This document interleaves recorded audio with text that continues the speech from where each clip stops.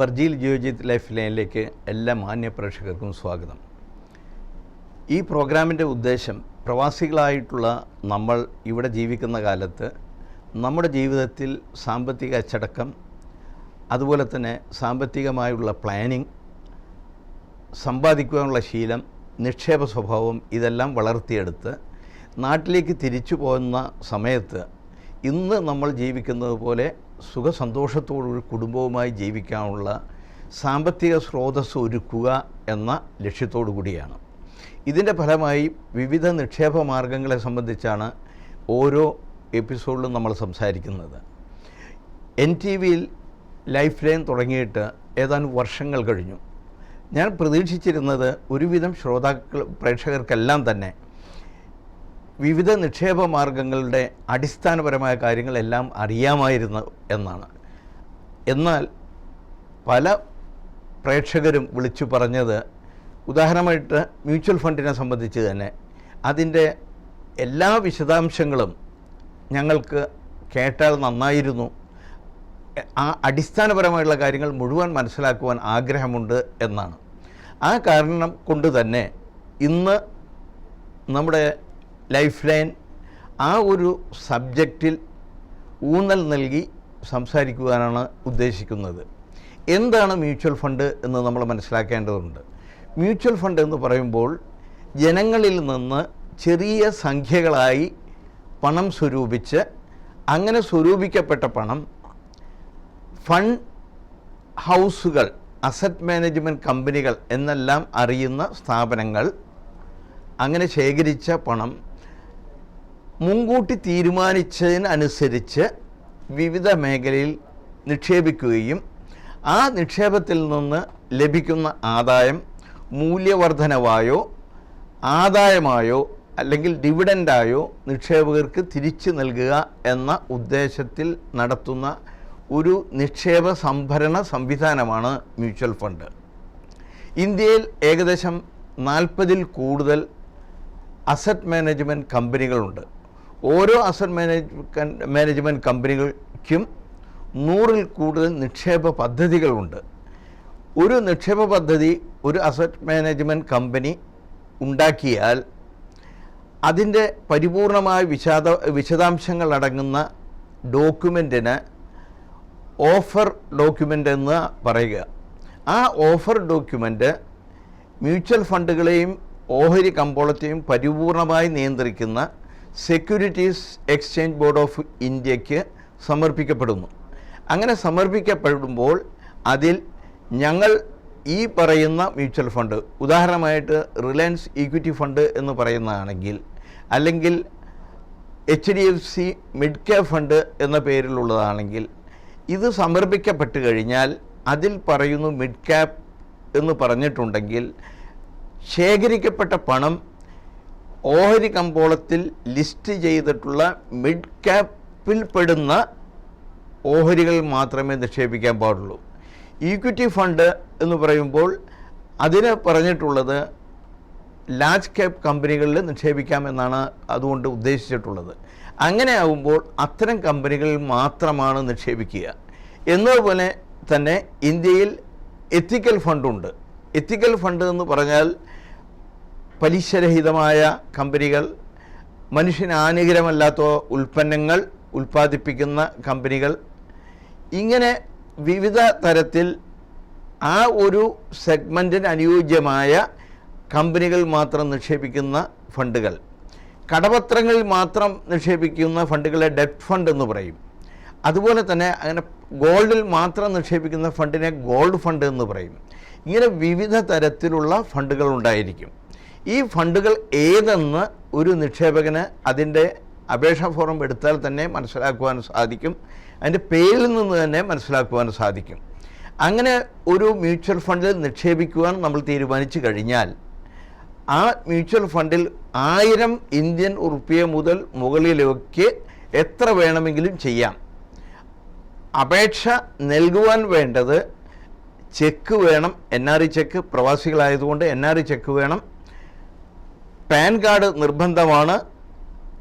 നമ്മുടെ അഡ്രസ് പ്രൂഫിന് വേണ്ടി ബാങ്ക് സ്റ്റേറ്റ്മെൻറ്റോ അല്ലെങ്കിൽ ടെലിഫോൺ ബില്ലോ ഇലക്ട്രിസിറ്റി ബില്ലോ ഇങ്ങനെയുള്ള എന്തെങ്കിലും പ്രൂഫായിട്ട് നൽകേണ്ടി വരും.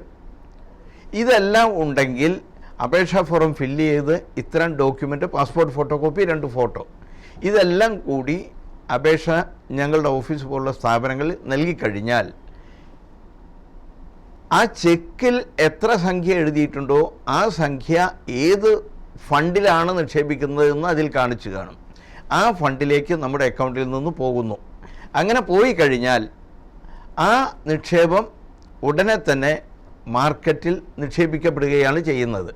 അങ്ങനെ ചെയ്തു കഴിഞ്ഞാൽ, ഉദാഹരണമായിട്ട് HDFC മിഡ് ക്യാപ് ഫണ്ടാണെങ്കിൽ ആ ഫണ്ടിൽ നമ്മൾ അപേക്ഷിച്ചത് 10,000 ഉറുപ്പികയാണെങ്കിൽ ആ 10,000 ഉറുപ്പിക കൊണ്ട് എത്ര യൂണിറ്റുകൾ നമുക്ക് കിട്ടി എന്നുള്ളതിൻ്റെ ഒരു സ്റ്റേറ്റ്മെൻറ്റ് നമുക്ക് വരുന്നു. അങ്ങനെ സ്റ്റേറ്റ്മെൻറ്റ് ലഭിച്ചു കഴിഞ്ഞാൽ അതാണ് നമ്മൾ നിക്ഷേപിച്ചു എന്നുള്ളതിനുള്ള ഡോക്യുമെൻ്റ്. പണ്ട് കാലത്ത് മ്യൂച്വൽ ഫണ്ടിൽ നിക്ഷേപിക്കുമ്പോഴും ഓഹരിയിൽ നിക്ഷേപിക്കുമ്പോഴും മ്യൂച്വൽ ഫണ്ടിൽ നിക്ഷേപിക്കുമ്പോഴും സർട്ടിഫിക്കറ്റ് കിട്ടിയിരുന്നു, യൂണിറ്റ് സർട്ടിഫിക്കറ്റ് എന്നാണെന്ന് പറഞ്ഞിരുന്നത്. എന്നതുപോലെ തന്നെ ഓഹരിയിൽ നിക്ഷേപിക്കുമ്പോൾ ഷെയർ സർട്ടിഫിക്കറ്റ് കിട്ടിയിരുന്നു. ഇപ്പോൾ രണ്ടും ഇല്ല, രണ്ടിനും സ്റ്റേറ്റ്മെൻറ്റാണ് കിട്ടുന്നത്. അപ്പോൾ ബാങ്ക് ഡെപ്പോസിറ്റ് ചെയ്ത് കഴിഞ്ഞാൽ നമുക്കൊരു സ്റ്റേറ്റ്മെൻറ്റ് കിട്ടുന്നത് പോലെ തന്നെയാണ് മ്യൂച്വൽ ഫണ്ടിൽ നിക്ഷേപിച്ച് കഴിഞ്ഞാലും നമുക്ക് സ്റ്റേറ്റ്മെൻറ്റ് കിട്ടുന്നത്.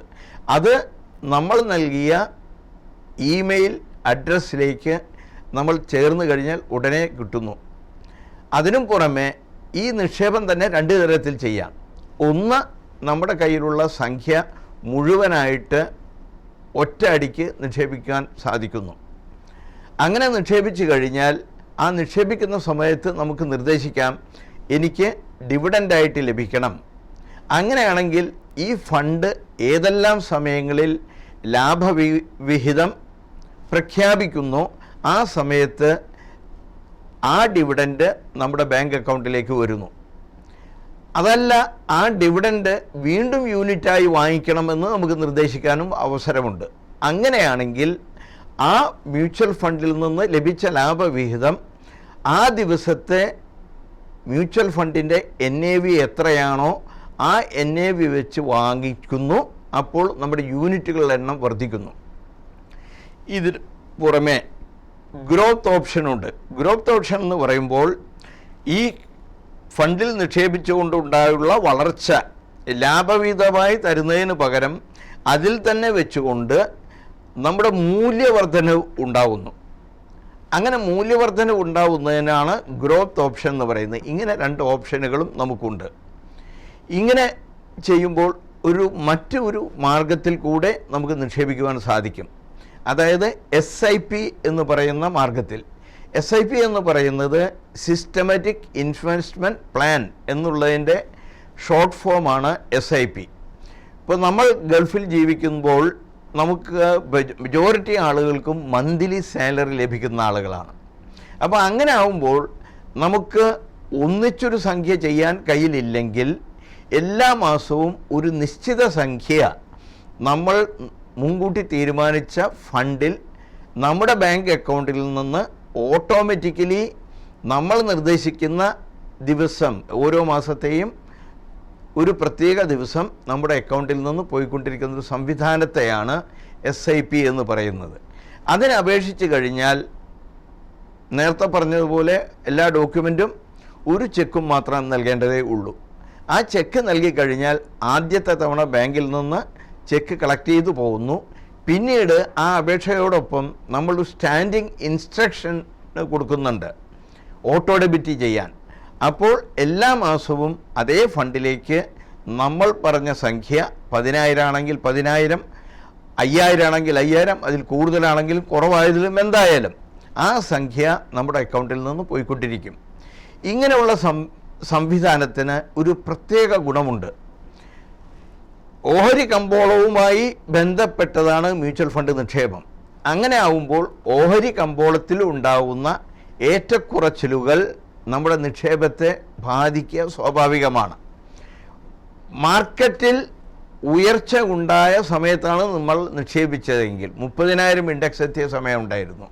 ആ സമയത്താണ് നിക്ഷേപിച്ചിരുന്നെങ്കിൽ അതിനുശേഷം മാർക്കറ്റ് 29, 28, 27 26ഉം 25ഉം വരെ എത്തിയിരിക്കുകയാണ്.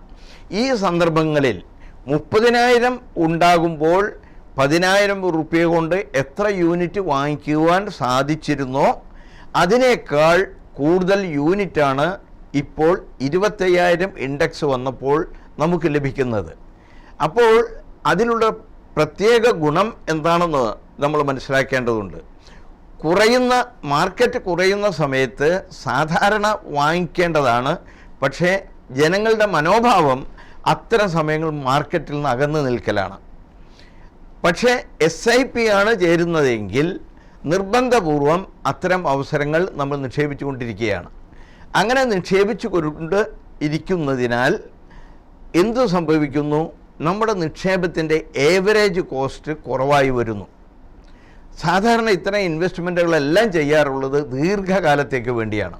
പ്രത്യേകിച്ചും പ്രവാസികൾ. ഇവിടെ ആദ്യമായി ഗൾഫിലേക്ക് വന്ന ജോലി ചെയ്തു തുടങ്ങിയ ഒരു വ്യക്തി തുടങ്ങുകയാണെങ്കിൽ, ഇങ്ങനൊരു നിക്ഷേപം ആരംഭിക്കുകയാണെങ്കിൽ അദ്ദേഹം ഇവിടെ ഒരു 10-20 വർഷം ജീവിച്ചേക്കും. നമ്മളിവിടെ കാണുന്നുണ്ട് 30-35 വർഷമായവരും എന്നെപ്പോലെ 45 വർഷമായവരെ നിങ്ങൾക്ക് കാണാം.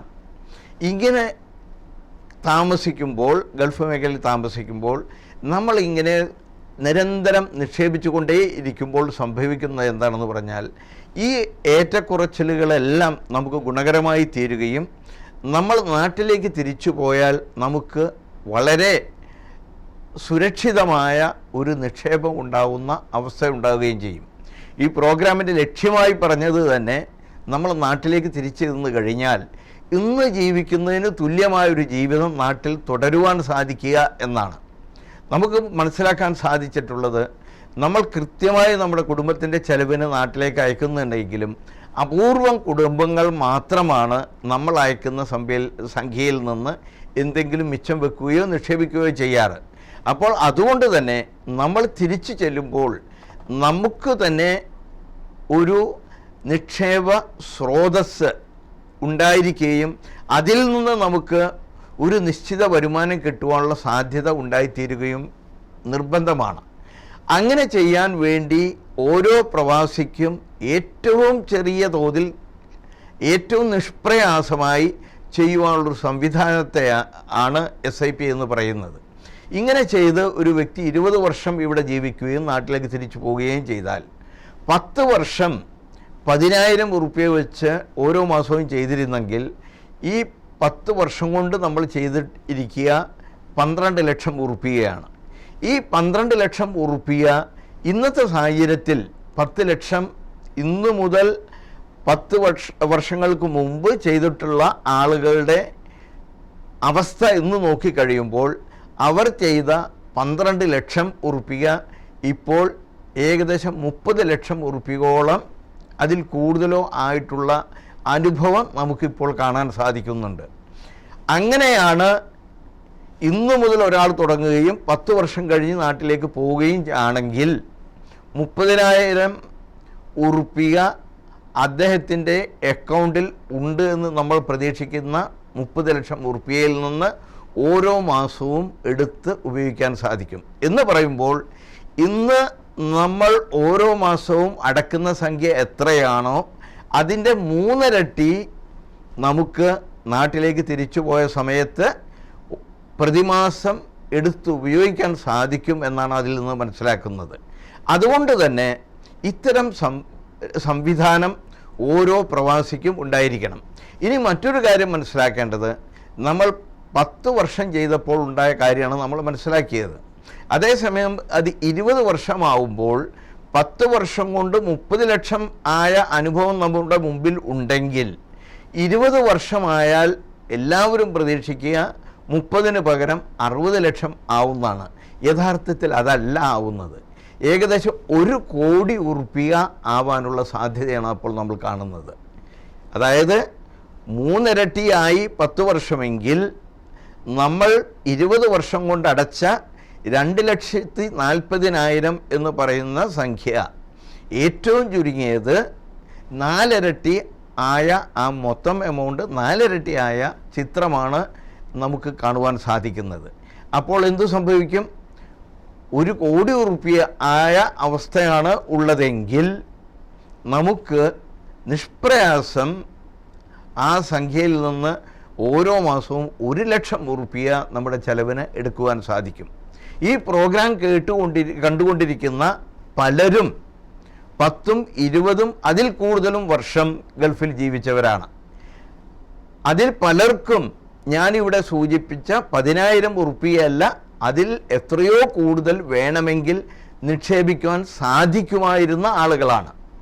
അങ്ങനെ ചെയ്തിരുന്നെങ്കിൽ എത്രമാത്രം സുരക്ഷിതമായിരുന്നു നമ്മുടെ ജീവിതമെന്ന് ഞാൻ ഈ പറഞ്ഞ ഫിഗറുകളിൽ നിന്ന് മനസ്സിലാക്കാൻ സാധിക്കും. ഇത് വളരെ ചെറിയ ലാഭവിഹിതം വെച്ചുകൊണ്ടുള്ളൊരു കണക്കാണ് ഞാൻ പറഞ്ഞത്. പക്ഷേ അനുഭവത്തിൽ ഇതിൽ കൂടുതൽ തന്നെ നമുക്ക് കാണുവാൻ സാധിക്കുന്നുണ്ട്. അപ്പോൾ നമ്മൾ പ്രവാസികളായിട്ടുള്ള ആളുകൾക്ക് മറ്റ് നിരവധി നിക്ഷേപ മാർഗങ്ങളുണ്ട് നമ്മുടെ മുമ്പിൽ. പക്ഷേ ഒരു പ്രവാസിയും ഉപേക്ഷിക്കാൻ പാടില്ലാത്ത, നിർബന്ധപൂർവം ചെയ്തിരിക്കേണ്ട ഒരു നിക്ഷേപ മാർഗമാണ് SIP എന്ന് പറയുന്ന സംവിധാനം. സിസ്റ്റമാറ്റിക് ഇൻവെസ്റ്റ്മെൻറ്റ് പ്ലാനിൽ നല്ല മ്യൂച്വൽ ഫണ്ടിൽ ഒരു നിശ്ചയ സംഖ്യ ചെയ്തുകൊണ്ടിരിക്കുക. അത് ഞാൻ 10,000 റുപ്യയുടെ ഉദാഹരണം പറഞ്ഞു എന്നേ ഉള്ളൂ. അതിൽ കൂടുതൽ വേണമെങ്കിൽ അതിനവസരമുള്ളവർക്ക് ചെയ്യാം. വെറും 1000 റുപ്യയെ ചെയ്യാൻ സാധിക്കൂ എന്നുണ്ടെങ്കിൽ അതും ചെയ്യാം. ഇതിനങ്ങനെ ഒരു റെസ്ട്രിക്ഷനുമില്ല. മാത്രമല്ല, ഇതിൽ മറ്റൊരു കാര്യം മനസ്സിലാക്കിയിരിക്കേണ്ടത്, നമ്മളിങ്ങനെ ദീർഘകാലത്തെ പദ്ധതിയായിട്ടാണ് നിക്ഷേപം നടത്തിയതെങ്കിലും പെട്ടെന്ന് ആവശ്യങ്ങൾ മുന്നോട്ട് വരികയാണെങ്കിൽ, നമുക്ക് ഏത് സമയത്തും അത് തിരിച്ചെടുക്കാം. അങ്ങനെ തിരിച്ചെടുക്കുമ്പോൾ എത്ര ലാഭം ഉണ്ടായിട്ടുണ്ടോ ആ ലാഭം നമുക്ക് ലഭിക്കുന്ന സാഹചര്യം ഉണ്ടാകും. അതിനോടൊപ്പം തന്നെ മനസ്സിലാക്കേണ്ടത്, പല നിക്ഷേപ മാർഗങ്ങളും നിക്ഷേപിക്കുമ്പോൾ ഞാൻ ഇത്ര കാലത്തേക്കാണ് നിക്ഷേപിക്കുന്നതെന്ന് മുൻകൂട്ടി പറഞ്ഞിരിക്കണം. പക്ഷേ മ്യൂച്വൽ ഫണ്ടിൽ SIP ചെയ്യുന്നവർക്ക് അതൊന്നും പറയാതെ തന്നെ ഞാൻ എത്ര കാലം എനിക്ക് ചെയ്യാൻ സാധിക്കുമോ അത്ര കാലം ചെയ്യാം എന്നുള്ള നിലയ്ക്ക് ചേരാൻ സാധിക്കും. അങ്ങനെ ചേർന്ന് കഴിഞ്ഞാൽ നമുക്ക് യാതൊരു ബുദ്ധിമുട്ടുമില്ലാതെ ആ നിക്ഷേപത്തെ ഒരു പ്രത്യേക അവസ്ഥയിൽ നമുക്ക് പണം ആവശ്യമാണ് എന്ന് തോന്നുകയാണെങ്കിൽ ആ സമയത്ത് തിരിച്ചെടുക്കുമ്പോൾ ആ ദിവസം വരെ എത്ര അഭിവൃദ്ധി നിക്ഷേപത്തിനുണ്ടായിട്ടുണ്ടോ അത് നമുക്ക് യാതൊരു കുറവും വരാതെ NAVയിൽ കാണുന്ന എമൗണ്ട് എത്രയാണോ അത് ഇന്ന് നമുക്ക് കിട്ടുവാനുള്ള സാധ്യതയുണ്ട്. ഇതിൽ മറ്റൊരു കാര്യം മനസ്സിലാക്കേണ്ടത്, ഇങ്ങനെ നടത്തുന്ന നിക്ഷേപം 1 വർഷം നമ്മൾ നിക്ഷേപിച്ച് കഴിഞ്ഞതിന് ശേഷമാണ് എടുക്കുന്നതെങ്കിൽ അതിൽ നിന്നുള്ള ലാഭം എത്രയോ ഉയർന്നതാണെങ്കിലും അതിൽ നിന്ന് ഒരു പൈസ പോലും ടാക്സ് പോവില്ല എന്ന് നമ്മൾ മനസ്സിലാക്കണം. നാട്ടിലുള്ള മറ്റ് പല നിക്ഷേപങ്ങൾക്കും പലവിധ തരത്തിലുള്ള ടാക്സുകളും ഉണ്ടാവുന്നതാണ്. അതേ സമയത്ത് മ്യൂച്വൽ ഫണ്ടിൽ ഇങ്ങനെ ചെയ്യുമ്പോൾ യാതൊരു വക ടാക്സും ഉണ്ടാവില്ല എന്നുള്ളത് നമ്മൾ മനസ്സിലാക്കിയിരിക്കേണ്ട വളരെ പ്രധാനപ്പെട്ട ഘടകമാണ്. ഇത് മറ്റൊരു തരത്തിലും ഉപയോഗിക്കാം. ഇപ്പോൾ പ്രവാസികൾ പലരും നാട്ടിലേക്ക് തിരിച്ചു പോയി ജീവിക്കാൻ വേണ്ടി ആഗ്രഹിക്കുന്നവരാണ്. ഒരു 60 വയസ്സാകുമ്പോൾ എന്തായാലും വിസ അടിച്ച് കിട്ടാത്ത അവസ്ഥയിൽ എന്തായാലും നമ്മൾ നിർബന്ധമായ നാട്ടിലേക്ക് തിരിച്ചു പോകുന്നു. അങ്ങനെ പോയി കഴിഞ്ഞാൽ ഇന്നത്തെ സാഹചര്യത്തിൽ ഇനിയും 25-30 വർഷം ചിലപ്പോൾ നമ്മൾ നാട്ടിൽ ജീവിച്ചേക്കും. അങ്ങനെ പോകുന്ന സമയത്ത് കമ്പനിയിൽ നിന്ന് കിട്ടിയ ഗ്രാറ്റുവിറ്റിയും അങ്ങനെയുള്ള കുറേ പണം നമ്മുടെ കയ്യിലുണ്ടാവും. അത്തരം സംഖ്യകൾ ഒന്നിച്ച് നിക്ഷേപിച്ചു കഴിഞ്ഞാൽ അതിൽ നിന്നും നമുക്ക് ഇങ്ങനെയുള്ള ലാഭം എടുക്കാൻ സാധിക്കും. അങ്ങനെയാകുമ്പോൾ ഇപ്പോൾ ചില ആളുകൾ വിളിച്ചു പറയാറുണ്ട്, എനിക്ക് 50 ലക്ഷം കയ്യിൽ കിട്ടാൻ പോകുന്നു, 25 ലക്ഷം കിട്ടാൻ പോകുന്നു എന്നല്ല. അങ്ങനെയുള്ളവർക്കും ചെയ്യാവുന്ന കാര്യം, നല്ല മ്യൂച്വൽ ഫണ്ടുകൾ സെലക്ട് ചെയ്ത് ആ മ്യൂച്വൽ ഫണ്ടിൽ ഇങ്ങനെ നിക്ഷേപിക്കുകയും ചെയ്താൽ തിരിച്ചു ചെന്നാൽ 1 വർഷം ജീവിക്കാനുള്ള വരുമാനം എത്രയാണോ, എത്ര സംഖ്യ നമുക്ക് ആവശ്യമാണോ അത് കയ്യിൽ വെച്ചുകൊണ്ട് ബാക്കിയുള്ളത് ഇങ്ങനെ നിക്ഷേപിക്കുക. എന്നിട്ട് നിക്ഷേപം നടത്തിയതിന് ശേഷം 1 വർഷം കഴിഞ്ഞാൽ മാത്രം അതിൽ നിന്ന് 1% നമുക്ക് തിരിച്ചെടുക്കാം. ഉദാഹരണമായിട്ട് 50 ലക്ഷം മുടക്കിയ ആളാണെങ്കിൽ 1% തിരിച്ചെടുക്കുമ്പോൾ നമുക്ക് കിട്ടുന്നത് പ്രതിമാസം 50,000 ഉറുപ്പികയാണ്. അങ്ങനെ ചെയ്താലും നമുക്ക് ഇപ്പോൾ കിട്ടിക്കൊണ്ടിരിക്കുന്ന ലാഭവിഹിതം നോക്കിക്കഴിയുമ്പോൾ, മൂല്യവർദ്ധനവ് നോക്കിക്കഴിയുമ്പോൾ 15% കൂടുതലെല്ലാം ഉണ്ടാവും. അങ്ങനെ ഉണ്ടാവുന്ന സാഹചര്യത്തിൽ നമ്മൾ പ്രതിമാസം 1% എടുക്കുമ്പോൾ ഒരു വർഷം നമ്മൾ അതിൽ നിന്ന് എടുക്കുന്നത് 12%. അങ്ങനെ 12% എടുത്താലും നമ്മുടെ നിക്ഷേപത്തിന് 15% അതിൽ കൂടുതൽ ഉയർച്ച ഉണ്ടായിക്കൊണ്ടിരിക്കുമ്പോൾ ആ എടുക്കുന്ന സമയത്തുണ്ടായിരുന്ന സംഖ്യ എത്രയാണോ അതിന് ഉയർച്ച ഉണ്ടാവുന്നതായിട്ട് നമുക്ക് കാണുവാൻ സാധിക്കും. അതായത് നമ്മുടെ നിക്ഷേപത്തിന് ഒരു ക്ഷയവും സംഭവിക്കാതെ നമ്മുടെ ആവശ്യങ്ങൾക്ക് കൃത്യമായി പ്രതിമാസം ഒരു സംഖ്യ കിട്ടിക്കൊണ്ടിരിക്കുന്ന സാഹചര്യമാണ് ഉണ്ടാവുന്നത്. പ്രവാസികളായ നമ്മൾ നാട്ടിലേക്ക് തിരിച്ചു പോയി കഴിഞ്ഞാൽ ഇതുപോലെ ആദായം നിയമ സംരക്ഷയോട് കൂടിയിട്ട് ലഭിക്കുന്ന ഒരു മാർഗങ്ങളും നാട്ടിൽ ഇല്ല എന്ന് നമ്മൾ മനസ്സിലാക്കണം. ബാങ്കിൽ ഫിക്സഡ് ഡെപ്പോസിറ്റ് ഇട്ട് കഴിഞ്ഞാൽ 8% അതിലും കുറഞ്ഞിരിക്കുന്നു. 8% കുറവാണ് നമുക്ക് കിട്ടുന്ന ഇൻട്രസ്റ്റ്. ഇന്ന് 50 ബേസിസ് പോയിൻ്റ് ഇൻട്രസ്റ്റ് കുറച്ചിരിക്കുകയാണ്. അപ്പോൾ ഇൻട്രസ്റ്റ് റേറ്റ് കുറഞ്ഞുകൊണ്ടിരിക്കുകയാണ്. അപ്പോൾ നമുക്ക് കിട്ടുന്നത് വളരെ തുച്ഛമായ ആദായം മാത്രമാണ് അതിൽ നിന്ന് കിട്ടുന്നുള്ളൂ. അതിനു പുറമെ മറ്റൊരു കാര്യം ശ്രദ്ധിക്കേണ്ടത്, ഇങ്ങനെ ചെയ്യുന്ന സാഹചര്യം നമ്മൾ തിരിച്ചു പോയി കഴിഞ്ഞാൽ മറ്റെന്ത് മാർഗമാണ് നമ്മുടെ മുമ്പിലുള്ളത്? ഏതെങ്കിലും കച്ചവടത്തിൽ മുടക്കാം എന്ന് തീരുമാനിച്ചു കഴിഞ്ഞാൽ, നമ്മൾ നേരിട്ട് അതിൽ ഇടപെടാതെ മറ്റുള്ളവരെ ഏൽപ്പിച്ചു കഴിഞ്ഞാൽ, പല സുഹൃത്തുക്കൾക്കും എന്താണ് സംഭവിച്ചിട്ടുള്ളതെന്ന് എന്നെ വിളിച്ചു പറയാറുള്ളത് ധാരാളം അനുഭവങ്ങളുണ്ട്. അങ്ങനെയുള്ള അനുഭവത്തിൻ്റെ വെളിച്ചത്തിൽ നോക്കിക്കഴിഞ്ഞാൽ അതൊന്നും തന്നെ സുരക്ഷിതമല്ല എന്ന് നമുക്ക് മനസ്സിലാക്കുവാൻ സാധിക്കും. അതിനാൽ ഇത്തരം മാർഗങ്ങൾ വളരെ സുരക്ഷിതമാണ്. പിന്നെ മറ്റൊരു മാർഗം നമുക്ക് കൃഷി ചെയ്യുക എന്നുള്ളതാണ്. ഭൂമി ഉണ്ടെങ്കിലും ഇന്നത്തെ സാഹചര്യത്തിൽ കൃഷി ചെയ്യണമെങ്കിൽ അതിന് വേണ്ടത്ര വിദഗ്ധരായിട്ടുള്ള തൊഴിലാളികൾ ലഭിക്കാത്ത പ്രശ്നവും ഉണ്ട്. അത് തന്നെയല്ല, അതിൻ്റെ ഉയർന്ന വേതനം നൽകി അത്തരം കാര്യങ്ങൾ നടത്തി കഴിഞ്ഞാൽ തന്നെ കൃഷി ഒരു ഹോബി എന്നുള്ള നിലയ്ക്ക് ചെയ്തുകൊണ്ട് ഒരു മാനസിക സംതൃപ്തി നേടാൻ വേണ്ടി ചെയ്താൽ അത് നടക്കും. അല്ലെങ്കിൽ അത് ലാഭകരമായി നടത്തണമെങ്കിൽ പുതിയതായി ഭൂമി വാങ്ങിച്ച് ചെയ്താൽ ഒരിക്കലും ലാഭകരമാവില്ല. പകരം ധാരാളം ഭൂമി നമ്മുടെ നാട്ടിൽ വെറുതെ കിടക്കുന്നുണ്ട്. അങ്ങനെയുള്ള ഭൂമികൾ ലീസിനെടുത്ത് ആധുനിക വിധത്തിൽ കൃഷി ചെയ്യുകയാണെങ്കിൽ ചിലപ്പോൾ നേട്ടമുണ്ടാക്കിയതായിട്ട് പലരും പറയുന്നുണ്ട്. അങ്ങനെ ചെയ്യാനേ സാധിക്കുള്ളൂ. ഇതിലെല്ലാം ഇൻവോൾവ്മെൻറ്റ് വളരെ പ്രധാനപ്പെട്ടതാണ്. ഇങ്ങനെ പല കാര്യങ്ങളും നാട്ടിലുണ്ടെങ്കിലും SIP പോലെ മ്യൂച്വൽ ഫണ്ടിൽ ചെയ്യുന്നത് പോലെ നിയമപരിരക്ഷയോടുകൂടി യാതൊരു ബുദ്ധിമുട്ടുമില്ലാതെ ചെയ്യാൻ സാധിക്കുന്ന നിക്ഷേപ മാർഗങ്ങൾ തുലവും കുറവാണ് എന്ന് നമ്മൾ മനസ്സിലാക്കിയിരിക്കുക. അതുകൊണ്ട് തന്നെ തിരിച്ചു പോകുന്നവർക്കും ഗൾഫിൽ ഇപ്പോൾ ജീവിച്ചു കൊണ്ടിരുന്നവർക്കും ഏറ്റവും അനുയോജ്യമായ ഒരു നിക്ഷേപ മാർഗമാണ് SIP സംവിധാനം. ഇതിന് മറ്റ് ചില മാർഗങ്ങളും നമ്മൾ ഓർക്കേണ്ടതുണ്ട്. ചിലർക്ക് ഒട്ടും തന്നെ റിസ്ക് എടുക്കാൻ താല്പര്യമില്ല. ഓഹരി കമ്പോളത്തിൽ നിക്ഷേപിക്കുക എന്ന് പറയുമ്പോൾ പലർക്കും അത് ഭയമുണ്ടാകുന്നതാണ്. അതിൽ റിസ്ക് ഉണ്ട്, കയറ്റവും ഇറക്കവും മാർക്കറ്റും ഉണ്ടാവാം എന്നൊക്കെ ചിന്തിക്കാറുണ്ട്. എന്നാൽ ഇന്നത്തെ സാഹചര്യത്തിൽ കടപത്രങ്ങളിൽ മാത്രം കേന്ദ്രീകരിച്ചുകൊണ്ട് നിക്ഷേപിക്കുന്ന നിക്ഷേപങ്ങളുണ്ട്. അങ്ങനെയുള്ളതിൽ റിസ്ക് വളരെ കുറവാണ് എന്ന് നമ്മൾ മനസ്സിലാക്കിയിരിക്കണം. അപ്പോൾ അങ്ങനെയുള്ള ഫണ്ടുകളും നമുക്കുണ്ട് റിസ്ക് ആഗ്രഹിക്കാത്തവർക്ക്. പിന്നെ മറ്റു ചിലർ ആഗ്രഹിക്കുന്നത് ഞങ്ങൾ നിക്ഷേപം നടത്താം, പക്ഷേ പലിശ, മനുഷ്യന് ഹാനികരമായ ഉൽപ്പന്നങ്ങൾ, ന്യൂഡിറ്റി, ഇങ്ങനെയുള്ള നിഷിദ്ധമായ ഒരു കാര്യങ്ങളിലും ഞങ്ങൾ നിക്ഷേപം പോകാൻ പാടില്ല, പരിശുദ്ധമായ മേഖലയിൽ മാത്രമേ നിക്ഷേപിക്കാൻ പാടുള്ളൂ എന്ന് ആഗ്രഹിക്കുന്നവരുണ്ട്. അങ്ങനെയുള്ളവർക്ക് മറ്റു വിദേശ നാടുകളിൽ ശരിയ ഫണ്ടുകൾ എന്ന് പറയുന്ന സ്ഥാനത്ത് ഇന്ത്യയിൽ അതിന് നാമകരണം ചെയ്തിട്ടുള്ളത് എത്തിക്കൽ ഫണ്ട് എന്നാണ്. ആ എത്തിക്കൽ ഫണ്ടിൽ ചെയ്താൽ ഇത്തരം നിക്ഷേപകർക്ക് വളരെ സമാധാനത്തോടുകൂടി അവർ ആഗ്രഹിക്കുന്ന രൂപത്തിലുള്ള നിക്ഷേപം നടത്തുവാൻ സാധിക്കും. അങ്ങനെയുള്ള നിക്ഷേപത്തിന് ഭാഗ്യവശാൽ മറ്റുള്ള എല്ലാ ഫണ്ടുകളെപ്പോലെയും 15-20% കൂടുതൽ ലാഭവിഹിതം ലഭിക്കുന്നുണ്ട്. അതുകൊണ്ട് തന്നെ നമ്മൾ മനസ്സിലാക്കേണ്ടത് ഇന്ത്യയുടെ ഭാവി വളരെ സുരക്ഷിതമാണെന്ന് നമ്മൾ ഓർത്തിരിക്കണം.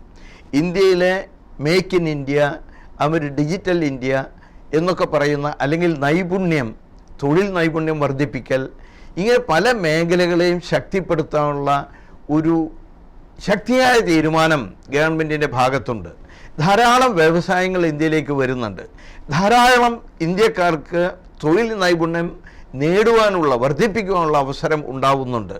ഇന്ത്യയിലെ മൊത്തം സംവിധാനം ഇലക്ട്രോണിക് സംവിധാനത്തിലേക്ക് മാറ്റി വരുവാനും പലതരത്തിലുള്ള ഇടത്തട്ടുകാരുടെ ചൂഷണങ്ങളിൽ നിന്ന് കുറവ് വരുത്തുവാനും അനർഹമായ പണം സർക്കാരിൽ നിന്ന് നേടിയെടുക്കുന്നത് കുറക്കുവാനും എല്ലാം ഇത് സഹായകമായി തീരും.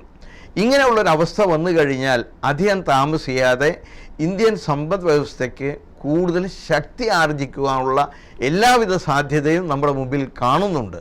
ഈ കാരണത്താൽ തന്നെ ഇത്തരം നിക്ഷേപങ്ങൾ ചെയ്തവർക്ക് തീർച്ചയായും അഭിവൃദ്ധിയേ ഉണ്ടാവുകയുള്ളൂ എന്ന് നമുക്ക് മുൻകാല അനുഭവങ്ങളുടെ വെളിച്ചത്തിൽ ഊന്നി പറയുവാൻ സാധിക്കും.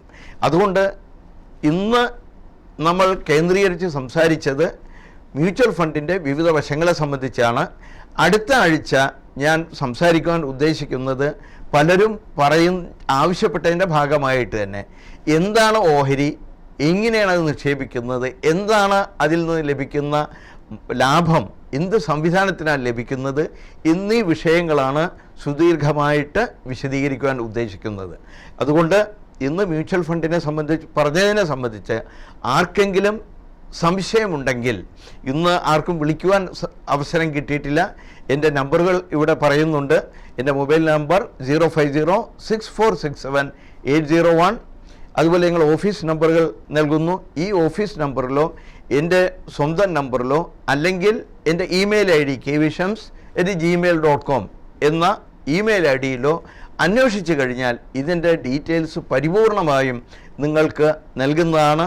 ആർക്കെങ്കിലും സ്പെസിഫിക്കായിട്ട് ഏതെങ്കിലും ഒരു വിഷയത്തെപ്പറ്റി അറിയണമെന്നുണ്ടെങ്കിൽ യാതൊരു സന്ദേഹവുമില്ലാതെ എന്നെ വിളിക്കാം. ഞാനതിന് എൻ്റെ പ്രിയപ്പെട്ട പ്രേക്ഷകർക്ക് ഉത്തരം നൽകുന്നതിൽ വളരെ സന്തോഷമേ ഉള്ളൂ. അതുകൊണ്ട് സമയം അതിക്രമിച്ചിരിക്കുകയാണ്. ഇവിടെ വിരാമമിട്ടുകൊണ്ട് എല്ലാ പ്രേക്ഷകർക്കും നന്ദി, നമസ്കാരം.